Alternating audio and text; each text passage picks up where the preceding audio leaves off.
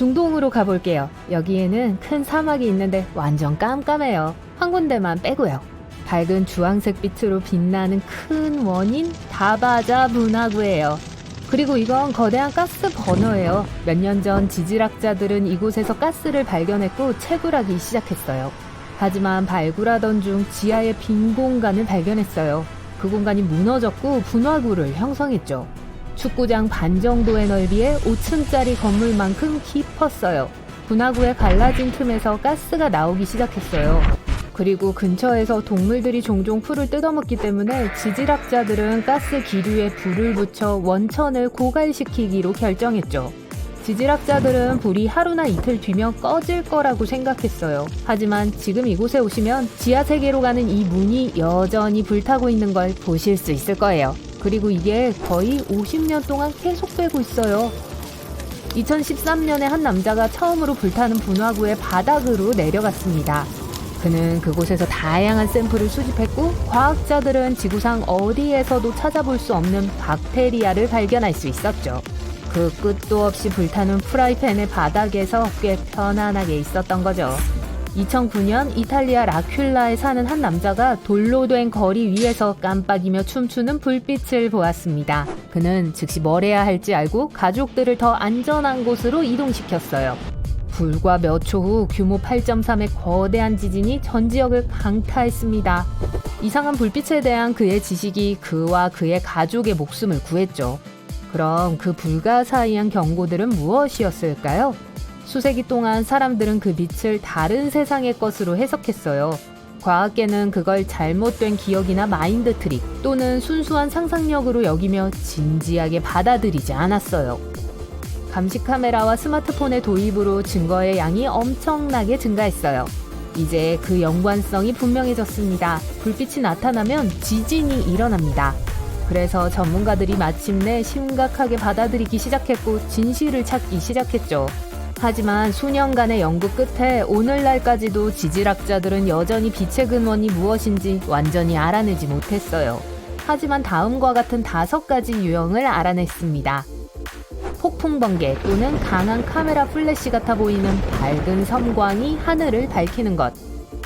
빛 기둥처럼 보일 수 있는 하늘의 광선, 땅에서 나오는 다양한 크기의 화염, 산 위에 퍼져 있는 빛, 그리고 천천히 움직이는 빛의 공들은 구상번개로 오인될 수 있어요. 똑같이 잘 알려지지 않은 또 다른 대기현상으로 문자 그대로 이것들은 유황 냄새를 남기고 폭발할 수 있는 떠다니는 번개덩어리예요. 하지만 구상번개와는 달리 이런 구형 지진광은 해가 없는 것 같아 보여요. 나중에 무슨 일이 일어날지를 생각하지 않으면 말이죠. 하지만 이 모든 종류의 빛으로도 전문가들은 이게 지진과 정확히 어떻게 연관되어 있는지 알지는 못해요. 지진 충돌 전에만 나타나는 게 아니에요. 일부는 지진 발생 중과 이후에도 보고된 바가 있어요. 또 운석 충돌, 화산 폭발 또는 오로라와 같은 다른 현상과 함께 나타날 수 있어요. 지금으로서는 과학자들은 설명할 수 없는 걸 설명할 이론만을 내놓을 수 있을 뿐입니다. 최근 이론 중 하나는 빛은 지진이 일어나는 동안 끊어진 전기선이었다고 주장하고 있습니다. 하지만 이 이론은 이 현상이 어떻게 수백 년 또는 수천 년 전에도 관찰되었는지에 대해선 설명하지 못해요. 고대 중국의 전설에서 용처럼 생긴 구름이 다가오는 지진에 대한 경고로 하늘에 나타나는 것처럼 말이죠.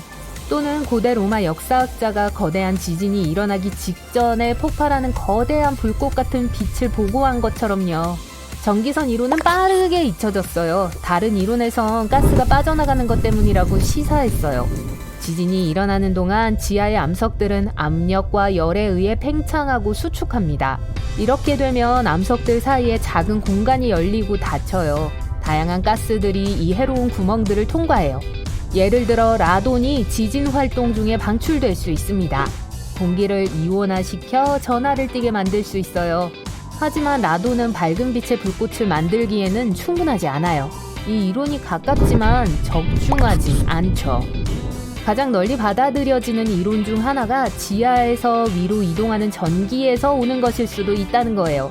지구 깊은 곳의 마그마에서 형성되는 지하 화성암들이 스트레스를 받을 때 이온화된 또는 전하를 띤 산소를 방출해요.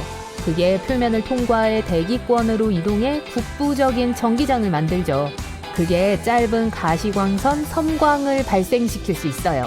어떤 건 그렇게 빠르지도 않고 한 번에 몇 분 동안 계속될 수도 있어요. 그래서 여러분은 밤새 몇 시간 동안 운전하고 있어요. 잘 기회가 없어서 위기일발 상황이에요. 차를 세우고 스트레칭을 하러 나가요. 그러고는 하늘을 올려다보는데 아름다운 일출이 보여요. 와, 잠깐만요. 하늘에 태양이 3개 있어요. 눈을 비벼요. 근데 아니에요. 하늘엔 여전히 밝은 별 3개가 있어요. 우리의 고향별이 3조각으로 찢어진 건 아니에요. 2별이 방문한 것도 아니고요. 이것은 무리해라고 해요. 대부분 심한 서리가 내릴 때 생기죠. 하늘의 작은 얼음 결정체들이 빛을 구부려요. 그 결과 하늘에 하나의 밝은 점 대신 3개의 밝은 점을 볼 수 있는 거예요. 이 현상은 공식적으로는 무리라고 불려요. 보통 태양 주위에 있는 원일 뿐이에요. 밤에도 무리를 볼 수 있어요. 가로등을 보면 그 주변에 밝은 원이 보일 거예요. 가끔 무리는 더 멋진 형태가 될 수도 있어요. 공기 중에 얼음이 많으면 빛이 훨씬 더 휘어져요. 거울이 많은 방처럼요. 그러면 무리가 사람의 눈 모양을 취할 수도 있어요. 이 현상 때문에 가짜 새벽이 생길 수도 있어요. 수평선을 바라보고 있는 동안 새벽이 시작되고 태양의 가장자리가 나타나요. 조금만 더, 그리고 잠깐만요. 태양이 하늘에서 사라지기 시작했어요. 잠시 후 다시 어두워져요. 그리고 잠시 후 진짜 태양이 모습을 드러내요. 세계 태양에서 봤던 것과 같은 곡률 효과였어요. 지금은 빛이 수평이 아닌 수직으로 휘었어요. 그리고 진짜 태양 대신 하늘의 얼음 결정체에 반사된 태양이 나타난 거예요. 넘어갈게요. 이 구름은 공룡 같아요. 그리고 이건 고양이 같아요. 그리고 이건 구름이 떨어지는 것 같아요. 그냥 유방구름이었네요. 그 모양이 마치 땅에 쾅 떨어지는 구름 덩어리처럼 보여요. 그런 일은 생기지 않겠지만 어쨌든 은신처를 찾는 게 좋을 거예요. 이런 구름은 심한 뇌호가 올 징조예요. 이런 구름을 만들기 위해서는 위에는 얼음이 있는 습한 공기가 많이 필요하고 밑에는 건조한 공기가 필요해요. 그런 다음 이 층들 사이에 수직으로 흐르는 공기 흐름이 나타나죠. 그리고 이 기류가 구름을 인간의 뇌 모양으로 만들어요. 이 거대한 구름은 도시 전체를 덮는 돔 같아 보여요. 사실 바로 그런 일이 생겨요. 거대한 구름이 넓은 지역을 덮고 그 위로 폭우가 쏟아져요. 가끔 구름의 앞부분은 이 사진처럼 이상한 모양을 해요. 여러 개의 거대한 스파게티 구름 같아 보이죠? 아니면 거대한 구름 지렁이요. 이 현상은 호주에서 종종 볼 수 있으며 모닝 글로리라고 불려요. 이건 강한 바람이 구름의 양쪽 부분을 휘게 해서 생겨나는 거예요. 그러고 나서 거대한 공기 반죽이 두꺼운 조각으로 쪼개져요. 그리고 가끔 하늘에 새로 만들어진 구름을 볼 수 있어요. 우와, 저 구름은 빠르게 움직이고 모양을 바꾸네요. 투명해졌다가 다시 더 짙어지고 어두워져요. 새들이 무슨 춤이나 공연에 관련된 걸 하고 있는 것처럼 보여요. 하지만 새들은 아름다움이나 아래에 모인 관중들을 위해 그걸 하고 있는 게 아니에요. 보호를 위해 하고 있는 거예요. 새들이 그런 구름으로 모여 있으면 맹금류를 위협할 수 있어요. 독수리나 매는 수많은 새들 중에서 하나의 목표물을 고르는데 어려움을 겪을 거예요. 그리고 서로 감싸며 빠르게 움직여요. 물고기들도 같은 방법으로 떼지어 옹기종기 모여 있어요. 그런 구름은 배고픈 포식자를 놀라게 할지도 몰라요. 선글라스를 챙겨서 가볼까요? 이 현상은 약 40분 동안 지속돼요. 이 구름들은 가끔 밤에 달 주위로 으스스한 고리를 만들어내는 구름들과 같아요. 자연은 다양하게 다른 방식으로 재난의 초기 징후를 보내요. J자 모양의 나무는 산사태가 오고 있다는 뜻이에요. 땅이 천천히 움직이기 때문에 나무들이 이처럼 셀카를 찍고 싶은 모양으로 자라요. 초인적인 힘을 갖고 있지 않다면 평평한 곳을 찾고 나무 근처에 가는 건 피하도록 하세요. 또 다른 신비로운 현상은 사막에서 볼 수 있어요. 모래폭포요. 바람이 많은 모래를 협곡의 가장자리로 가져다 두면 떨어지기 시작해요. 이제 이 효과를 100배 증폭시키면 사우디아라비아의 모래폭포가 돼요. 진짜 나이아가라 폭포 같죠? 다만 물은 한 방울도 없어요. 현지인들은 이 현상이 곧 닥칠 모래 폭풍을 경고해준다고 해요. 여러분은 야생에서 하이킹을 하며 캠프를 차릴 안전한 장소를 찾고 있습니다. 들리는 건 오직 발 밑에서 나뭇잎과 나뭇가지가 갈라지는 소리뿐이죠. 다람쥐 몇 마리가 저기 나무 위로 뛰어 올라가고 있어요. 하지만 갑자기 예상치 못한 일이 벌어져요. 나무 사이 먼 곳에 뭔가가 이상하게 보이는데 일종의 콘크리트 구조물 같아 보여요. 이상하네요. 이 시점에서 여러분은 숲속으로 최소 32km쯤 들어왔고 여러분이 알고 있는 한 근처에 도시나 마을은 없어요. 그래서 더 자세히 보기 위해 친구들과 함께 길을 떠나기로 해요. 하지만 가까이 다가갈수록 아무데로도 이어지지 않는 걸 알게 돼요. 말 그대로 아무것도 없는 곳에서 뭘 하고 있는 거죠? 그리고 아무데로도 이어지지 않아요. 여러분은 셜록 홈즈 모자를 쓰고 조사를 시작해요. 자, 이곳에 몇 년에 걸쳐 무너진 오래된 집이나 저택이 있었을 수 있어요. 그리고 남은 건 이 계단뿐일 수도 있고요. 하지만 이상하게도 이 기괴한 구조물을 둘러본 후 여러분은 패여도 어떠한 토대의 흔적도 없다는 걸 깨달아요. 마치 누군가가 케이크같이 집 계단을 잘라 여기에 떨어뜨려 놓은 것 같아요. 아무 이유도 없이 말이에요. 네. 여러분과 친구들은 별로 가까이 가고 싶어 하지 않아요. 뭔가가 잘못된 것 같아요. 이 이상한 구조물을 더 오래 볼수록 소름 끼치는 존재가 느껴져요. 뭔가가 여기서 가능한 한 빨리 떠나야 한다는 걸 알리고 있어요. 이상하게 들리겠지만 생뚱맞은 계단의 발견, 숲에서의 터무니없는 발견들은 놀라울 정도로 흔해요. 어떤 것들은 나무로 만들어졌고 어떤 것은 벽돌이나 돌로 만들어졌어요. 어떤 건 오래돼 보이는 반면 다른 것들은 어제 완성된 것처럼 보여요. 이 모든 것의 공통점은 아무데도 이어지지 않으며 모두 아주 신비로운 장소에서 발견됐다는 거예요. 가장 유명한 것들 중 하나는 뉴햄프셔의 체스터필드에 있어요. 숲 한가운데 돌로 만들어진 반원형 아치에 중세풍 긴 계단이 있어요. 마담 앙뚜아네트 쉐리의 성의 일부인 걸로 여겨지고 있어요. 그녀는 파리에서 유명한 가수였어요. 이 성은 약 100년 전으로 거슬러 올라가는데 나중에 1962년에 다시 발견됐어요. 이번에는 계단밖에 없었어요. 또 다른 신비한 고대 계단은 9000년 전으로 거슬러 올라가요. 이탈리아의 한 숲에 있는데요. 꼭대기에 있는 작은 단으로 이어지는 일련의 계단 같아 보여요. 왜 아무데로도 이어지지 않는 걸 만드는데 많은 노력을 기울인 걸까요? 몇몇 전문가들은 그게 일종의 의식용 탑이라고 생각하지만 그 사람들도 모르는 건 마찬가지예요. 인도양에는 인도양 지오이드 로우라는 이상현상이 있어요. 세계에서 가장 큰 일그러진 자연 중력을 만들어내죠. 중광물 퇴적물, 많은 해구들, 그리고 마그마 포켓이 이 지역의 자기장을 방해해요. 지구의 중력은 지구 주변의 다양한 장소에서 변해요. 이걸로 연구원들은 패턴을 찾고 표면 아래에서 무슨 일이 일어나고 있는지 알아낼 수 있습니다. 더 높은 중력장은 일반적으로 아래에 밀도 높은 물질이 있는 걸 의미하며 반대도 마찬가지예요. 일부 과학자들은 이 이상현상이 지각으로 올라오려는 지구의 멘틀이 움푹 패인 곳일 수 있다고 믿고 있어요. 니하우 섬은 사실 오늘날의 발전의 결실을 거부해요. 현지인들은 도보나 자전거로만 다니기 때문에 차가 보이지 않아요. 주민들의 다리가 튼튼한 것도 당연해요. 그들은 수돗물, 인터넷 또는 상점 없이도 번창해요. 섬 전체에 있는 유일한 학교는 보조 발전기가 있는 태양에너지로 작동해요. 그리고 놀라운 건 미국에서 태양열로 움직이는 유일한 학교라는 거예요. 이 섬의 거주자로서 지역 주민들은 영주권자들이 준수해야 할 몇 가지 기본 규칙을 설명해 줍니다. 만약 이 규칙들을 어기면 쫓겨날 수 있어요. 이제 방콕에서 멀지 않은 태국 북동부에는 7,500만 년 된 암석층이 있습니다. 이 바위들은 고래 3마리가 함께 헤엄치고 있는 것처럼 보여요. 자연이 만든 이 아름다운 디자인은 3마리 고래 바위로 알려지게 됐어요.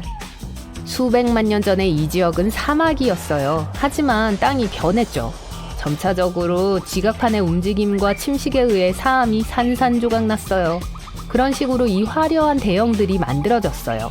만약 3마리 고래 바위 주변의 산책로를 탐험하기로 결정했다면 그곳에서 폭포와 풍부한 동식물을 발견할 수 있을 거예요. 야말과 가이단 반도에 위치한 이 넓은 구덩이는 2014년에 발견되었습니다. 계속 변하고 진화하는 것 같아요. 구덩이는 점점 넓어지고 사람들은 더 자주 그곳을 찾아요. 물론 어떻게 나타났는지에 대한 이론은 많아요. 운석 충돌에서부터 다른 문명의 활동에 이르기까지 의견들은 많죠. 하지만 제일 일반적인 설명은 지구의 영구 동토층이 녹기 시작한 후 메탄가스가 물 분자에 반응하기 시작했다는 거예요. 이게 얼음을 통해 터지는 메탄 거품을 야기했을 거예요. 분화구들은 수천 년이 되었을 수도 있지만 확실히 아는 사람은 없습니다. 뉴멕시코주 타오스라는 작은 마을로 운전해 가고 있습니다. 지역 주민의 2%가 매일 이상한 윙윙거리는 소리를 들어요. 어떤 거주자들은 이 소리가 다른 은하계에서 온 손님들이 사용하는 기술과 어떤 연관이 있다고 믿고 있어요. 또 마을에 불길한 뭔가가 살고 있다는 이론도 있고요. 타오스는 저주받았다고들 하죠. 사악한 영혼이나 홀령이 조상들이 과거에 한 일로 사람들을 벌주고 있다고요. 과학자들은 아직도 이 소리의 본질을 설명할 수 없어요. 어떤 이론은 그 장소의 특이한 음향 때문에 발생한다고 하는 반면 다른 사람들은 윙윙거리는 소리는 환각이라고 해요. 어떤 사람들은 모두가 뭔가에 대해 이야기를 하고 마음이 실제로는 존재하지 않는 소리에 대한 환상을 만들어내서 그걸 듣는다고도 하고요. 이 소리가 모두에게 똑같지도 않아요. 어떤 사람들에겐 낮은 웅성거림이고 다른 사람들에겐 윙윙거리는 소리에 가까워요. 하지만 이상한 소리를 들을 수 있는 곳은 이곳만이 아니에요. 더 험이라고 불리는 소리는 전 세계 사람들이 들었다고 주장하고 있어요. 스코틀랜드의 작은 마을에 사는 몇몇 사람들은 그게 낮고 두꺼운 웅웅거리는 소리라고 묘사했습니다. 반면 플로리다의 일부 주민들도 비슷한 소리를 들었어요. 이 현상이 언제 나타났는지 정확히 알 수는 없지만 언론이 이 현상에 대해 처음으로 이야기하기 시작한 건 1970년대 영국에서였어요. 또 거의 200년은 거슬러 올라가는 신비한 윙윙거리는 소리에 대한 기록도 있어요. 일부 추정에 따르면 지구상의 약 2%의 사람들만이 웅웅거리는 소리를 들을 수 있다고 해요. 그 사람들의 귀가 저주파의 파동을 감지할 수 있거나 완전 다른 이유일 수도 있고요. 아마 흥얼거리는 사람이 노래의 가사를 모르기 때문에 웅웅거리는 소리를 듣는 걸 수도 있어요. 네, 이 농담도 200년짜리예요. 인도네시아의 한 화산은 밝은 푸른 용암을 내뿜고 파란색과 보라색 불꽃을 만들어내요. 이 현상은 화산이 세계에서 가장 높은 수준의 유황을 지니고 있기 때문에 발생해요. 또 악취로도 근처에 있다는 걸 알 수 있어요. 하지만 주제에 벗어난 이야기네요. 그리고 황산가스가 타는 듯한 뜨거운 공기와 상호작용하고 녹은 용암에 의해 불이 붙을 때 파랗게 변해요. 또 이 분화구 안에는 세계에서 가장 큰 산성호수가 있어요. 네, 냄새가 정말 심해요. 수중의 강과 호수가 염수연못이라고 불리는 데는 이유가 있어요. 높은 염분이 주변의 바닷물보다 그 안에 있는 물을 더 밀도 있게 만들어요. 그래서 강과 호수를 형성하면서 바닥으로 가라앉는 거예요. 이것에는 파도도 있어요. 이 파도들은 때때로 물가에 부딪힐 수 있습니다. 잠수함을 타고 그곳으로 내려가면 염수 연못 수면에 쉽게 떠다닐 거예요. 하지만 잠수함 없이 그런 호수에서 수영하는 건 너무 위험해요. 유독한 메탄과 황화수소를 너무 많이 함유하고 있거든요. 네, 전 이것도 패스할래요. 하지만 여러분은 하고 싶은 대로 하세요. 멕시코의 크리스탈 동굴은 세계에서 가장 독특한 결정 구조물의 본거지입니다. 동굴 안의 초희귀한 환경 덕분에 그곳의 결정체들은 믿을 수 없는 크기로 자라요. 공기가 엄청나게 습합니다. 물은 우유빛 거인들의 성장을 촉진시키는 수톤의 미네랄을 포함하고 있어요. 어떤 건 전봇대보다 더 길어요. 돌풍이 눈이 쌓인 지역을 가로질러 눈을 굴리기 시작할 때 원통형 눈 도넛이 생겨요. 마치 눈사람을 만들듯이요. 만약 그게 진짜라면 결국 바람이 움직이기엔 너무 무거워질 거예요. 하지만 눈 도넛의 중심은 비어 있어요. 도넛의 안쪽 층이 너무 얇고 도넛이 형성될 때 날아가기 때문이죠. 이것으로 눈덩이보다 더 가벼워져요. 그래서 더 굴러가기도 하는 거예요. 안타깝게도 눈 도넛이 나타나려면 아주 정확한 조건이 필요하기 때문에 보기 힘듭니다. 에티오피아의 다날키 함물지는 아마도 여러분이 볼 수 있는 가장 이상하게 생긴 곳 중 하나일 거예요. 네온빛 온천, 용암 웅덩이, 광활한 염전이 여기저기 흩어져 있어요. 여기서는 특히 조심해야 해요. 유독가스가 열수구 위로 소용돌이치고 있거든요. 그리고 많은 웅덩이들이 산성이 강해요. 그러니까 수영하러 가지 마세요. 적어도 점심 식사 후 30분까지는요. 농담이에요. 그리고 마지막으로 1992년 바다에서 발견된 28,000마리의 고무 오리만큼 미스테리한 게 또 없어요. 홍콩에서 미국으로 목욕 장난감을 운반하던 배가 바다에서 길을 잃었을 때예요. 이 오리들 중 일부는 수십 년이 지난 후에도 여전히 바다에 떠 있어요. 남아메리카, 알래스카, 하와이, 그리고 심지어 호주에서도 목격됐어요. 그리고 갖고 놀면 목욕 시간이 즐겁죠. 고무오리. 미시간주 슈페리어 호숫가에는 빛을 발하는 유펄라이트 암석이 있습니다. 형광성 방소다석 물질이 풍부한 성장함의 자연현상이에요. 이 바위는 자외선 아래에서 안팎으로 아름다운 무늬를 내며 빛납니다. 그 바위가 처음 발견됐을 때 현존하는 바위의 일종인지 알 수 없었어요. 비록 주로 슈페리어 호수에서 발견됐지만 그 기원은 수백만 년 전으로 거슬러 올라갑니다. 이 암석은 캐나다의 두꺼운 대륙 지각 지역에서 형성되었어요. 그러고 난 후 수천 년 전 빙하와 함께 대륙 빙상을 따라 천천히 이동했습니다. 자연현상은 여러 가지 형태로 일어나며 인간이 해야 할 일은 그 신비로움과 아름다움에 감탄하는 것뿐이에요. 무지개의 끝에는 금 항아리가 숨겨져 있다는 이야기는 오랫동안 전해 내려왔습니다. 바이킹들이 금을 아일랜드에 묻었던 시대로 거슬러 올라가는 오래된 이야기예요. 철학자들과 학자들은 그 전에 이미 무지개가 어떻게 형성되었는지를 이해하고 있었어요. 무지개는 굴절과 반사의 결과로 인한 작시현상이에요. 이 조합은 하얀 빛이 여러 각도에서 물방울을 통해 퍼져나가면서 하얀 빛이 연속적인 색상으로 분산되기 때문에 발생합니다. 여러분이 목격하는 모든 무지개는 쌍무지개이지만 더 많은 흰 빛이 더 멀리 퍼져나가기 때문에 두 번째 무지개가 항상 보이지는 않아요.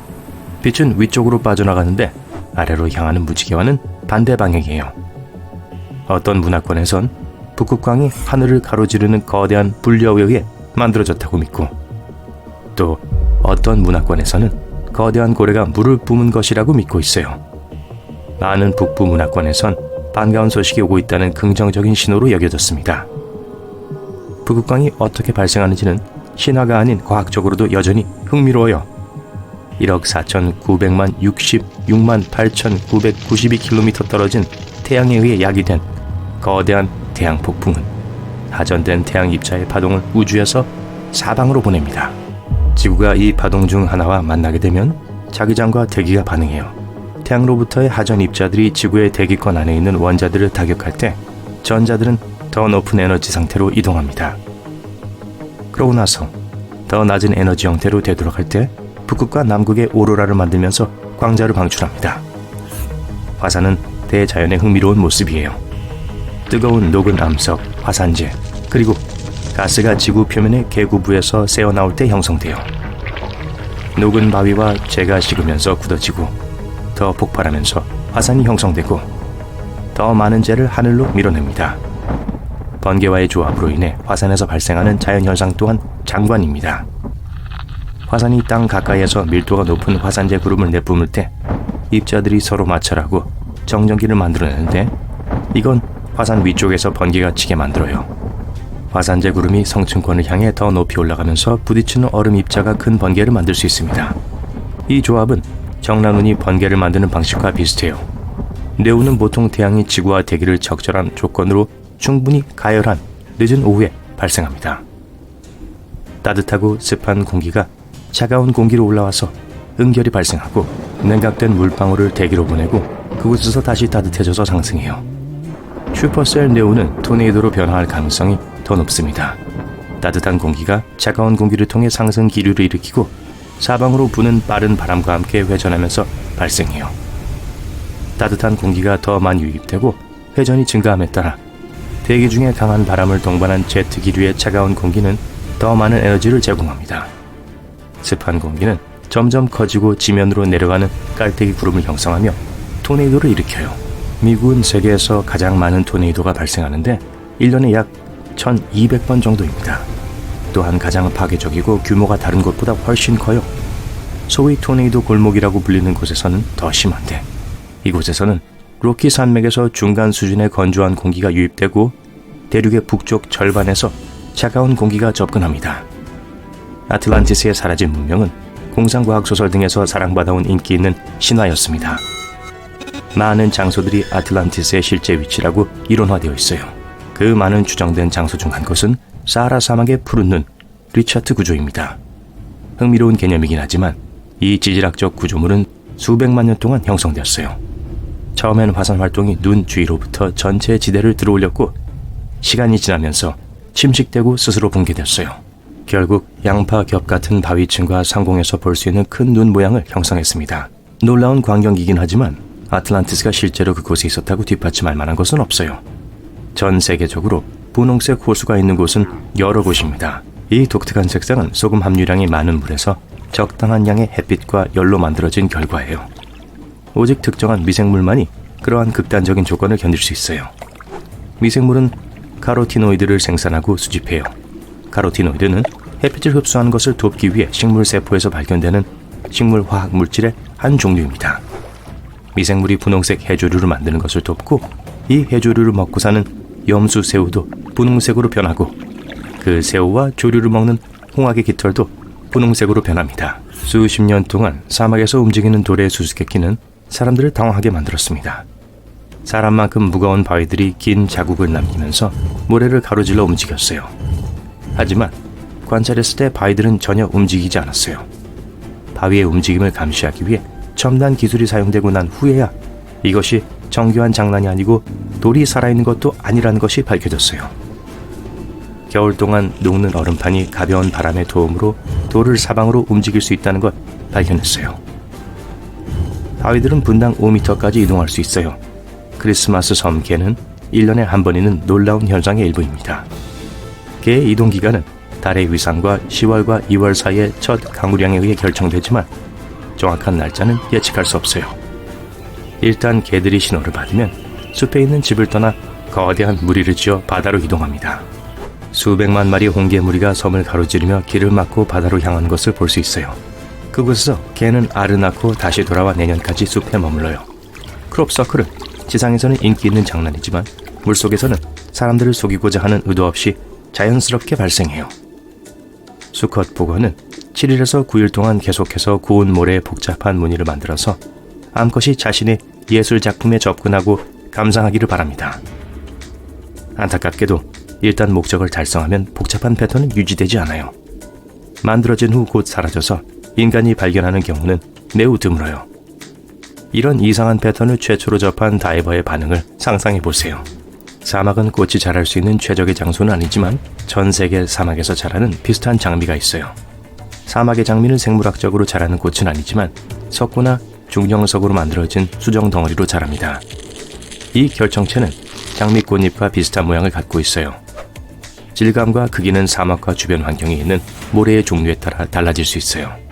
살아있는 유기체에 의한 빛의 생성과 방출인 생물 발광은 지구상의 많은 종이 공유하는 현상입니다. 해조류는 밤 동안 바다에서 천상의 빛을 내요. 이 작은 해양 유기체들은 파도의 부드러운 움직임으로 빛나고 해안에서 흔히 볼 수 있습니다. 조명은 움직임에서 활성화돼요. 수백만으로 이루어진 거대한 집단을 이루며 반짝이는 별처럼 보여요. 빛을 내는 능력을 가진 동물은 독특한 환경 내에서 다른 방식으로 그 능력을 사용해요. 심해에서 불길하게 떠다니는 해파리는 포식자에 대한 경고로 빛을 발합니다. 현미경으로만 볼 수 있는 작은 박테리아는 통신의 한 형태로 빛을 사용해요. 앵글러피쉬와 같은 심해 물고기는 작은 물고기를 흉내내서 먹이를 유인하는 미끼로 머리끝에 달린 빛을 사용합니다. 반딧불이는 잠재적인 짝을 유혹하기 위해 밤에 빛을 발하고 방아벌레는 방해를 받으면 오렌지 빛을 발산하여 방어 메커니즘으로 사용해요. 발트의 변칙. 2011년 한 다이빙팀이 발트의 북쪽 바다의 바닥으로 내려갔어요. 보물 찾기에 나섰던 거죠. 하지만 그들이 발견한 건 꽤 이상한 물건이었어요. 그 사진을 찍어 다른 사람들에게 보여주었을 때 많은 사람들이 그게 다른 문명의 침몰한 우주선이라고 믿었죠. 어떤 사람들은 어떠한 자연적인 원인들이 이 물체를 형성했을 거라고 생각했어요. 하지만 구조물 안에 있는 금속들은 분명 자연적으로 형성될 수 없었어요. 이제 일부 과학자들은 심지어 그게 빙하기 훨씬 전에 나타난 것이라고 믿고 있어요. 어쩌면 그때 얼음 밑에 갇혀 있었던 운석이었을지도 몰라요. 소용돌이는 두 개의 해류가 충돌해 원형 와류를 만들 때 형성되는 일종의 강력한 회전 해류예요. 심지어 두려움을 모르는 바이킹들도 소용돌이는 무서워했어요. 왜냐하면 그게 큰 배를 침몰시킬 정도로 강력했기 때문이죠.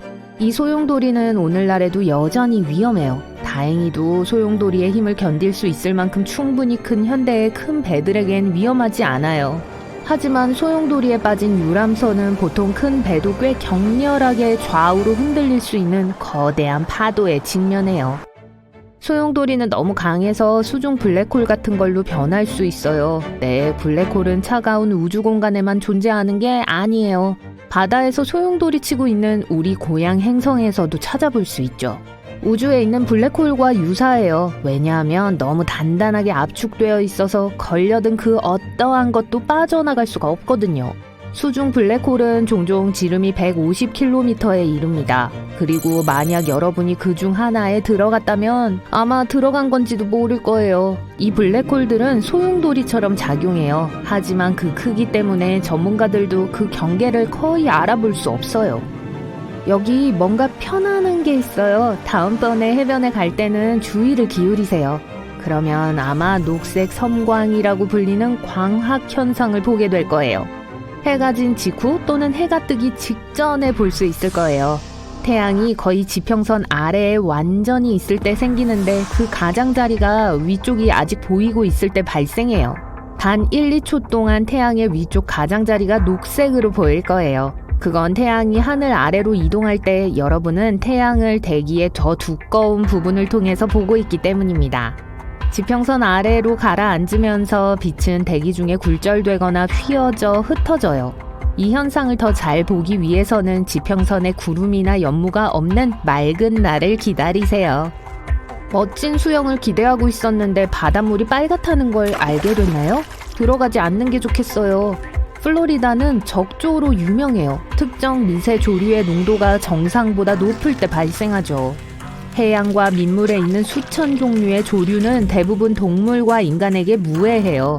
산소의 중요한 공급원이기 때문에 심지어 우리를 도와주죠.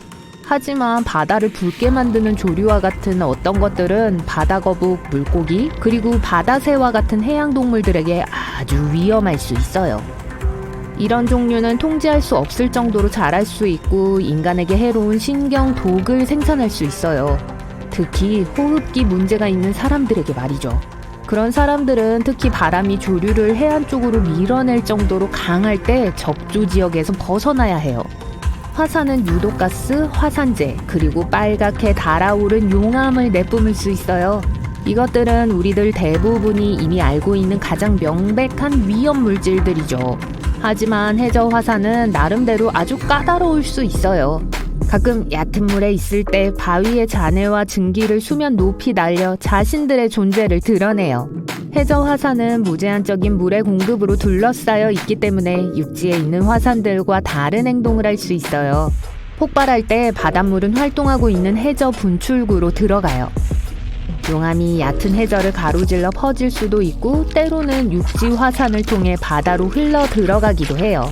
물속에 있을 때 빨리 식어서 파편과 모래로 산산조각이 날 수도 있어요. 그래서 그곳에는 많은 양의 화산 잔해가 남아있어요. 하와이의 유명한 검은모래 해변 아세요? 그렇게 만들어진 거예요. 뜨거운 용암과 강력한 분출은 분명 안전하진 않은 것 같죠? 하지만 심해에 있는 해저 화산도 마찬가지로 위험해요. 반드시 폭발한다는 건 아니지만요. 이것들은 방울 주머니를 만들어내요. 이 방울들은 주변의 물의 밀도를 감소시켜 심지어 배를 가라앉힐 수도 있어요. 최악의 상황은 여러분이 바다의 수면을 보고 있을 때 뭐가 잘못되었는지를 알 수 없다는 거예요. 하지만 동시에 작은 방울들이 있어서 배가 부력을 잃어요. 거의 아무런 경고도 없이 말이죠. 교착 해면은 보기엔 아름답지만 동시에 아주 위험한 드문 현상이에요. 바다의 더 얕은 부분에서 더 자주 볼 수 있는 사각파를 볼 때 발생하죠. 이건 프랑스나 텔아비브의 특정 해변에서 종종 볼 수 있을 거예요. 하지만 전 세계의 많은 해안 지역에서도 일어날 수 있어요. 교착 해면은 두 개의 파도 패턴이 비스듬한 각도로 이동할 때 발생해요. 이 바둑판 같은 패턴을 형성하죠. 대부분 두 개의 놀이 만나거나 하나의 놀이 파도를 한 방향으로 밀어내는 반면 강한 바람은 다른 방향으로 파도를 밀어낼 때 일어납니다. 이 사각파는 수영하는 사람들과 보트를 타는 사람들에게 위험할 수 있어요. 강한 해류에 의해 생성되는 파도는 예측할 수 없고 거의 3m까지 높아질 수 있어요. 이 현상은 가끔 흰 벽이라고도 불려요. 이 파도들은 너무 강력해서 큰 배를 뒤집을 수도 있어요. 만약 투명한 유리잔에 바닷물을 채우고 자세히 들여다본다면 그게 아주 작은 입자들로 가득 차 있다는 걸 볼 수 있을 거예요. 바닷물은 용해된 소금, 지방, 조류, 단백질, 세제, 그리고 다양한 인공적이고 유기적인 물질들을 포함하고 있어요. 그 유리잔을 흔들면 표면에 작은 거품이 형성되는 걸 볼 수 있을 거예요. 그게 파도와 바람이 바다를 휘저을 때 바다 거품이 형성되는 방법이에요. 이 두꺼운 바다 거품을 보면 녹조 현상이 그걸 야기했을지도 몰라요. 녹조가 바다에서 떨어져 나갈 때 그 물질의 많은 양들이 마른 땅이 있는 방향으로 이동해요. 대부분의 바다 거품은 인간들에게 위험하지 않아요. 하지만 녹조가 떨어져 나가면 환경과 사람 모두에게 부정적인 영향을 미칠 수 있어요. 예를 들어 바다 거품이 터지면 함유하고 있던 독소가 공기 중으로 방출돼요. 그리고 그게 여러분의 눈을 자극하거나 다른 건강 문제들을 일으킬 수 있죠. 강이 바다나 해양으로 흘러 들어가는 곳에서 조석 보어를 볼 수 있을 거예요. 물살을 거슬러 강물을 밀어 올리는 강력한 조류인데요. 깊이가 급격하게 변화하는 해일이라고 불리는 것의 범주에 속합니다. 조석 보어는 조석파로 강을 밀어 올려 훨씬 더 깊게 만드는 걸 의미해요. 부담파는 강이 갑자기 아주 얕아지는 걸 말해요. 조석 보어는 어디에서나 볼 수 있는 건 아니에요. 강은 바다로 통하는 좁은 출구와 함께 상당히 얕아야 해요. 바다와 강이 만나는 곳은 평평하고 넓어야 합니다. 또 썰물과 만조 사이의 공간이 최소 6m의 넓이가 되어야 하고요. 물론 세계에서 가장 큰 아마존강과 같은 몇 가지 예외는 있어요. 아마존강의 입구는 좁지 않지만 강에 조석보어가 생겨요. 그건 입구가 얕고 모래톱과 낮게 깔린 섬들이 많기 때문이에요. 그곳의 조석보어는 너무 강해서 강에는 삼각주조차 없어요. 침전물은 빠르게 흐르는 해류가 데려가는 대서양으로 바로 가요. 조석보어는 종종 예측이 안 되고 굉장히 거칠 수 있어요. 대부분의 경우 강의 색깔을 녹색이나 파란색에서 갈색으로 바꿔요. 식물을 손상시키거나 심지어 땅에서 나무를 뽑아낼 수도 있죠. 그래서 카약이나 강서핑과 같은 레크리에이션 스포츠는 이 지역에서는 위험할 수 있어요. 만약 조석 보어만 보고 싶다고 해도 조심하세요. 조석 보어는 망 보는 곳을 휩쓸고 거기에 있는 무엇이든 누구든 간에 휘몰아치는 강으로 끌고 갈 수 있어요. 여러분은 지금 칠레 북부의 아타카마 사막에 있습니다. 지구상에서 가장 건조한 곳 중 하나죠. 하지만 이 사막에는 아름다운 비밀이 있어요. 3년에서 5년마다 갑자기 꽃이 만발하기 시작하거든요. 이곳은 꽃피는 사막이라고 불릴 정도로 유명합니다. 씨앗들은 땅속에서 약간의 비를 기다려요. 사막에 충분한 물이 생기면 약 200종의 꽃들이 피어납니다. 아타카마의 누런 모래가 보라색, 흰색, 녹색, 분홍색으로 변하죠. 사막에서 볼 수 있는 또 다른 신비로운 현상은 모래폭포예요. 바람이 협곡의 가장자리로 많은 모래를 가져오면 아래로 떨어지기 시작합니다.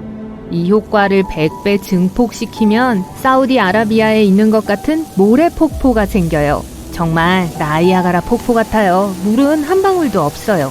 지역 주민들은 이 현상이 모래폭풍이 임박했음을 경고한다고 말합니다.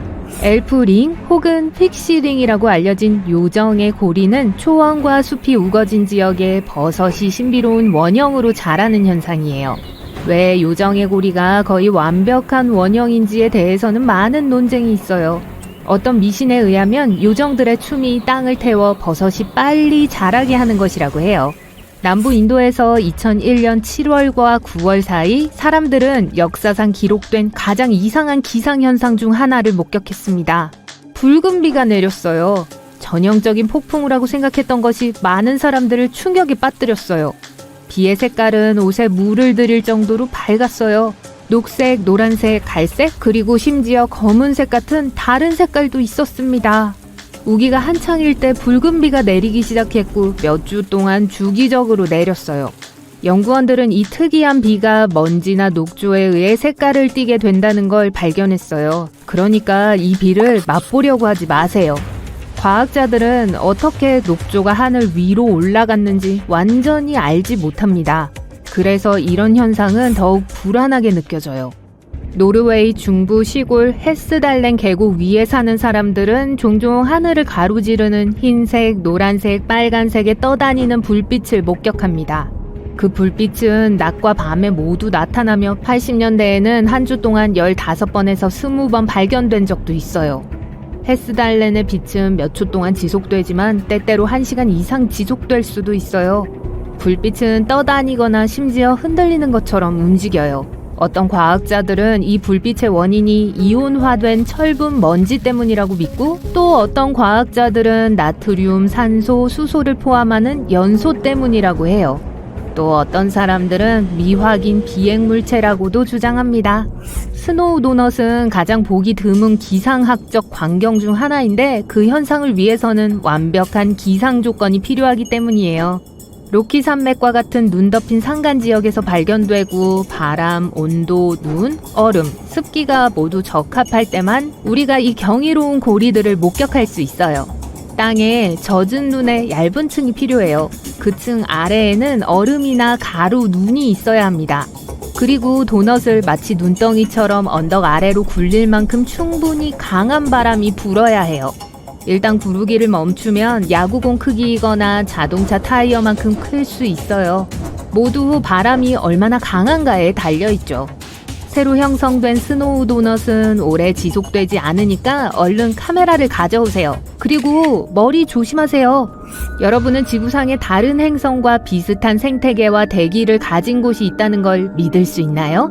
자, 믿으세요. 루마니아 남동부에 위치한 모빌 동굴은 무려 550만 년 동안 완전한 어둠 속에 닫혀 있었습니다. 인부들이 건설 부지를 찾다가 비로소 그 동굴에 대해 알게 됐을 때까지는요. 과학자들은 동굴의 입구를 팠고 그 안에 완전히 독립적인 생태계가 번성하고 있다는 것을 발견했습니다. 수많은 터널을 지나 바위를 통과하는 통로가 뚫렸을 때 과학자들은 썩은 달걀 냄새가 나는 유황수 호수를 발견했어요. 공기는 황화수소로 가득 차 있었고 지구의 대기가 포함하고 있는 것보다 100배나 많은 이산화탄소를 가지고 있었어요. 말할 필요도 없이 이 공기는 독성이 강해요. 더 이상한 건 완전한 생태계가 이 동굴 안에 존재하고 있고 지구상의 어느 곳에서도 찾아볼 수 없는 33종의 생물이 있었다는 사실이에요. 이 동굴은 완전히 다른 대기를 가진 다른 행성에 무엇이 존재할 수 있는지를 우리에게 보여줍니다. 이런 곳이 아무도 모르게 지금까지 지구에 존재해왔다는 사실이 믿기 힘들 정도예요. 이 나무들 좀 보세요. 인도 고무나무예요. 이 나무의 튼튼한 뿌리는 지하가 아니라 표면에서 자랍니다.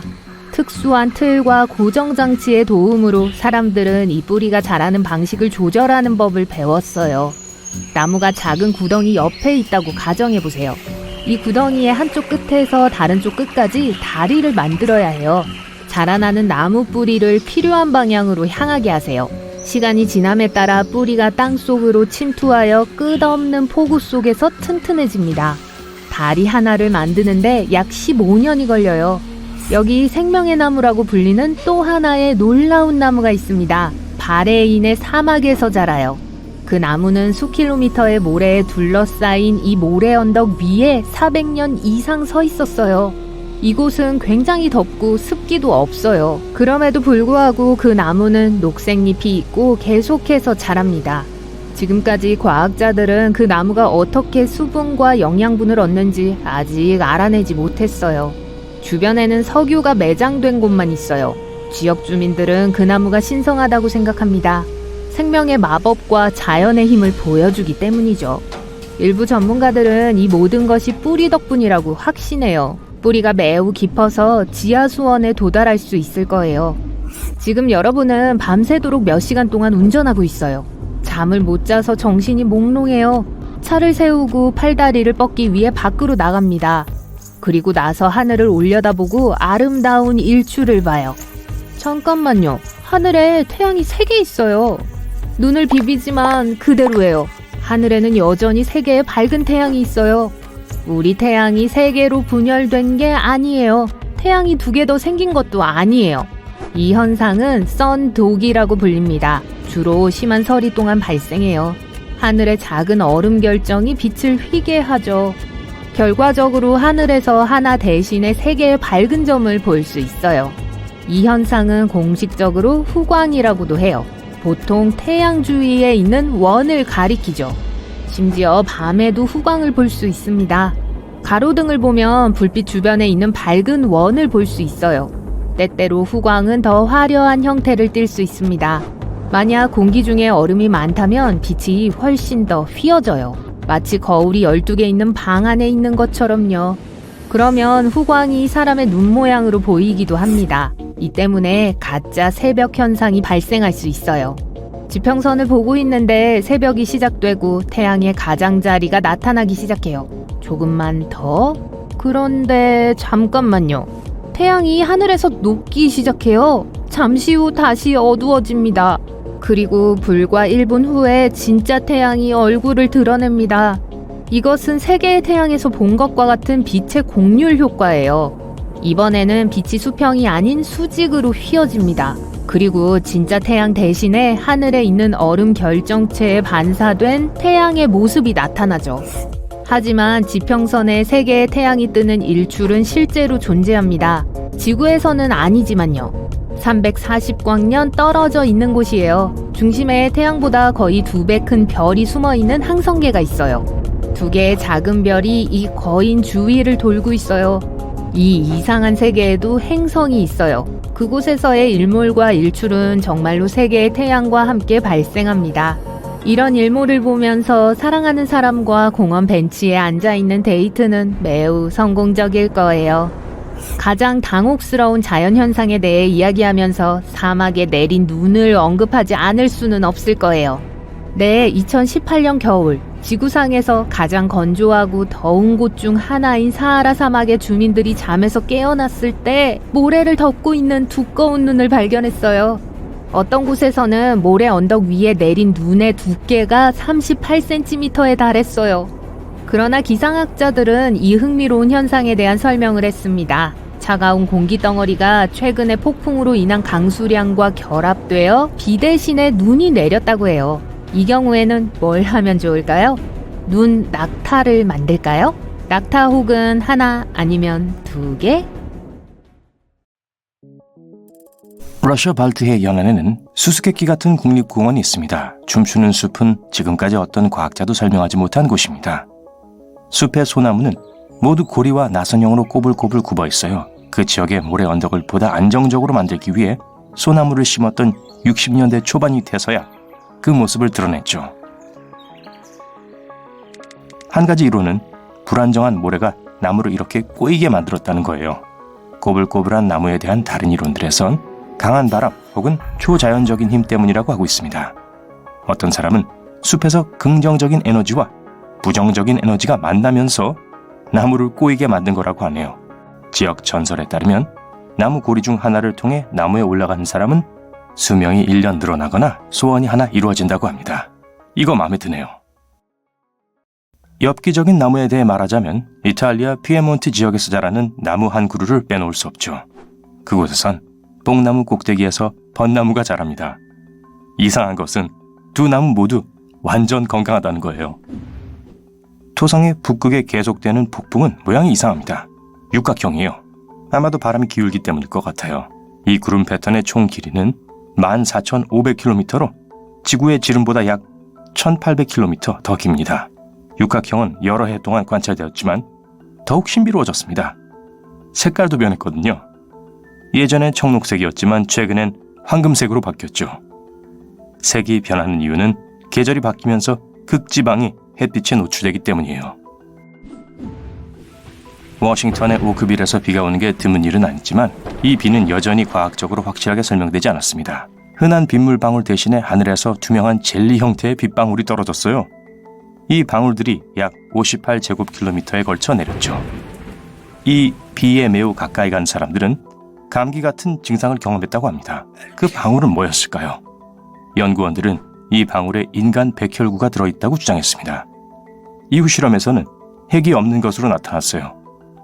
어떤 사람들은 이 방울이 해파리가 증발되어 비처럼 내린 거라고도 하고 심지어 상업용 비행기에서 떨어진 폐기물이라고 주장하기도 합니다.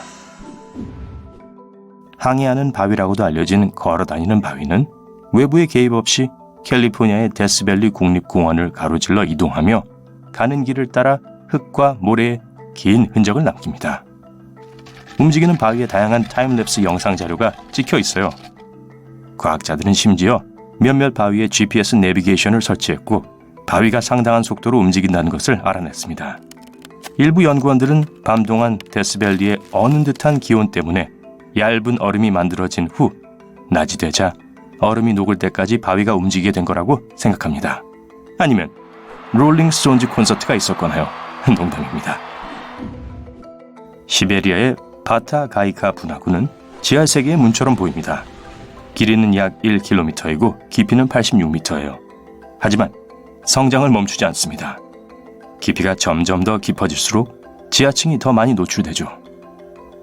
이 층들은 수천 년 전 지구의 모습을 보여줍니다. 움푹 꺼진 땅에 지구가 예전에 어떤 기후였는지가 드러나거든요. 이 분화구는 60년대에 급속한 산림 벌채로 나타나기 시작했습니다. 나무는 더 이상 땅의 그늘을 들이우지 않았고 땅은 더 뜨거워졌죠. 그래서 영구 동토층이 녹으면서 분화구가 형성된 거예요. 뉴멕시코 타오스의 웅웅거리며 고동치는 소리는 1990년대 이후 현지인들을 미치게 만들었습니다.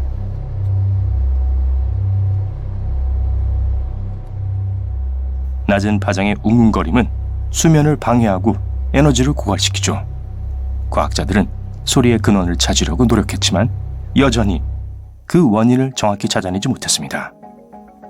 영국, 호주, 캐나다, 그리고 미국의 다른 지역에서도 다양한 종류의 웅웅거림이 들려요. 다행히도 세계 인구의 약 2%만이 그 소리를 들을 수 있습니다.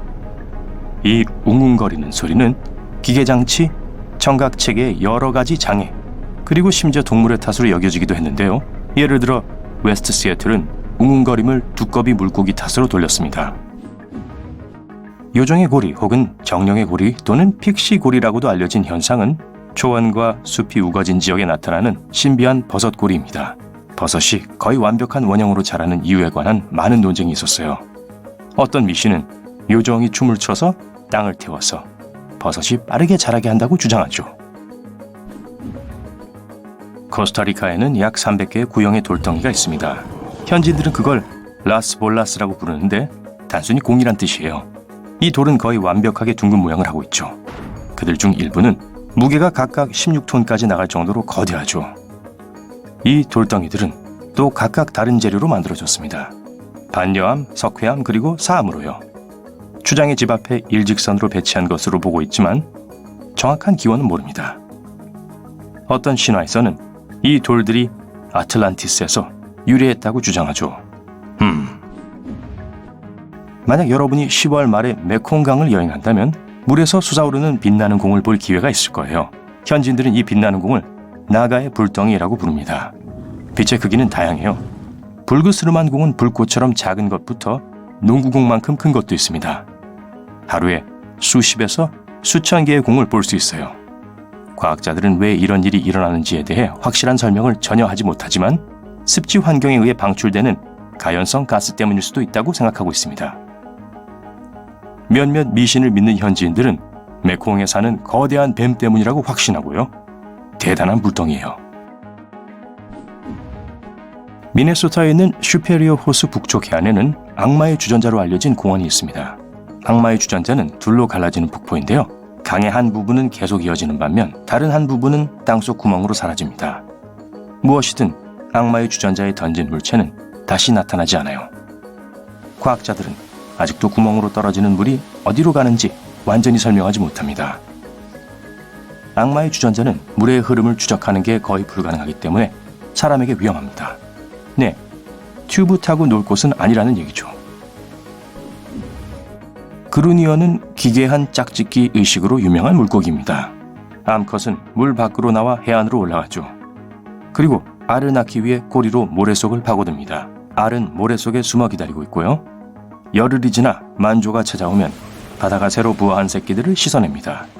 과학자들은 여전히 왜 이런 방법으로 번식하는지에 대한 어떤 확실한 설명도 내놓지 못하고 있어요. 헤스달렌 계곡 너머의 노르웨이 시골에 사는 사람들은 종종 흰색과 노란색과 빨간 빛이 하늘을 가로지르는 것을 볼 수 있습니다. 이 불빛은 낮과 밤 모두에 나타나고 80년대엔 한 주에 15에서 20번 발견된 적도 있어요. 헤스달렌의 빛은 몇 초간만 나타나기도 하지만 때때로 1시간 이상 지속되기도 합니다. 불빛은 공중에 떠다니거나 심지어 이리저리 흔들리는 것처럼 보이기도 해요. 어떤 과학자들은 이 빛의 원인이 이온화된 철먼지 때문이라고 믿고 있고, 다른 과학자들은 나트륨과 산소, 수소를 포함한 연소 때문이라고도 합니다. 단지 잘못 식별된 항공기라고 주장하는 사람들도 많아요. 옐로스톤 공원에는 유명한 끓는 호수가 있지만 그 호수가 끓는 호수로 세계에서 유일한 것은 아닙니다. 아마존 깊은 곳에는 항상 뜨거운 6.5km 길이의 샤나이 팀피시카 강이 있어요. 그 이름은 태양이 끓였다는 뜻이죠. 실제로 끓는 건 아니지만 섭씨 91도까지 도달하기 때문에 파스타를 익히기에 충분합니다. 한번 해볼까요? 이 강의 최저 온도는 45도입니다. 이런 현상을 여전히 과학적으로 설명할 수 없어요. 왜냐하면 물이 이런 온도까지 데워지려면 화산과 거리가 가까워야 하는데 가장 가까운 화산이 640km나 떨어져 있거든요. 하지만 이 현상을 설명할 수 있는 결함이 지구 아래에 있을 수도 있죠. 서부 베네수엘라로 가볼까요? 카타툼보 강 근처에 사는 현지인들은 번개를 두려워하지 않습니다. 거의 매일 밤 보니까요. 7시경에 시작해서 새벽까지 멈추지 않습니다. 영원히 멈추지 않는 카타툼보 번개는 2010년 1월부터 3월까지 한 번 몇 달 동안 멈춘 적이 있었는데요. 아마 가뭄 때문이었을 거예요. 아니면 전기가 다 떨어졌거나요. 1991년에 한 과학자가 이 지역에서 냉기류와 온기류가 만나기 때문에 이런 현상이 일어난다는 의견을 내놓았습니다. 또 다른 이론은 기반함에 우라늄이 있기 때문에 번개가 치는 것일 수 있다는 거예요. 번개 얘기가 나왔으니 전 번개처럼 가야겠어요. 안녕히 계세요.